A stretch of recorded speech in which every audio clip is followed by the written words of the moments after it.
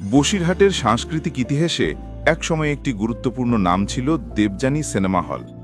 প্রায় ৩০ বছর আগে, যখন মোবাইল ফোন, কেবল টিভি বা স্ট্রিমিং প্ল্যাটফর্মের মতো আধুনিক বিনোদনের মাধ্যম মানুষের জীবনে আসেনি, তখন সিনেমা হলই ছিল আনন্দ ও বিনোদনের মূল কেন্দ্র। বসিরহাটে সেই সময় দেবযানী সিনেমা হলের সুনাম ছিল সর্বাধিক। পরিকাঠামো, আসন ব্যবস্থা ও পরিষ্কার পরিচ্ছন্নতার দিক থেকে এটি ছিল শহরের অন্যতম সেরা। নতুন কোনো জনপ্রিয় সিনেমা মুক্তি পেলে দেবযানীর সামনে দীর্ঘ লাইন দেখা যেত, আর প্রায় প্রতিদিনই ঝুলত হাউসফুল বোর্ড।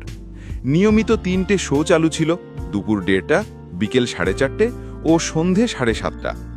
সকালের দিকে প্রায় ১১টার সময় একটি বিশেষ শো চলত, যা স্থানীয়দের মুখে মুখে পরিচিত ছিল নুন শো নামে। সাধারণত ইংরেজি ভাষার প্রাপ্তবয়স্কদের সিনেমা দেখানো হতো এই সময়। তখনকার স্কুল, কলেজ পড়ুয়া তরুণ তরুণীরা পড়তে যাওয়ার অজুহাতে ব্যাগ কাঁধে নিয়ে বেরিয়ে যেত। গেটম্যানদের চোখ এড়িয়ে ভিতরে ঢোকা ছিল যেন এক আলাদা রোমাঞ্চ। কেউ ধরা পড়লে লজ্জায় মুখ লুকাতো, কেউ আবার মজার ছলে বলতো, আমি তো শুধু বাদাম কিনতে এসেছি। অভিজ্ঞ দর্শকরা জানতো কখন ঢোকা সুবিধাজনক। কেউ কেউ দাঁড়িয়ে থাকতো হলের পেছনে বা বাথরুমের কাছে। চেনা কেউ এলে আগেভাগেই সিগন্যাল দিয়ে দিত। শীতকালে টুপি বা চাদর মুড়ি দিয়ে চুপি চুপি ঢুকে পড়ার ঘটনাও ছিল নিত্য। দেবযানী সিনেমা হল শুধু সিনেমা দেখার জায়গা ছিল না, এটি ছিল বসিরহাটের সামাজিক মেলবন্ধনের কেন্দ্র। সরস্বতী পুজো বা দুর্গাপুজোর সময় বান্ধবী বা প্রিয়জনকে সঙ্গে নিয়ে সিনেমা দেখতে যাওয়াটা ছিল একান্ত আনন্দের অভিজ্ঞতা। যারা আগে থেকেই বক্স টিকিট সংগ্রহ করতে পারত, তারা বন্ধুদের কাছে ছিল নায়ক সমান। তবে সবাই যে কেবল প্রেম বা নিষিদ্ধ সিনেমার টানে যেত তা নয়। অনেক ভালো মানের বাংলা ও হিন্দি সিনেমা এখানে দীর্ঘদিন ধরে চলেছে এবং শহরের সম্মানিত নাগরিকরাও নিয়মিত আসতেন।